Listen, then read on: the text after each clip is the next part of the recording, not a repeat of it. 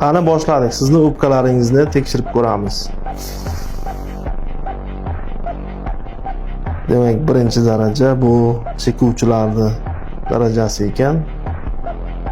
Agarda shu joygacha ushlab turgan bo'lsangiz, like bosish esdan chiqmasin. Faqat 5% odamlar oxirigacha yetib borishadi. Demak, bular sportsmenlar. Ikkinchi daraja kuchsiz o'pka ventilyatsiyasiga, ya'ni o'pkaning sog'lig'i kuchsiz darajada rivojlangan odamlarniki. Uchinchi darajaga qarab ketyapmiz, ushlaymiz. Bu oddiy sog'lom insonlarning o'pkasi. Agar shu joygacha ushlab turgan bo'lsangiz, podpiska bosib, kommentariy yozib qo'yasiz. 4-daraja, demak, sportchilarniki. Ushlaymiz. Agar bu joygacha kelgan bo'lsangiz, bizni kuzatishda davom eting.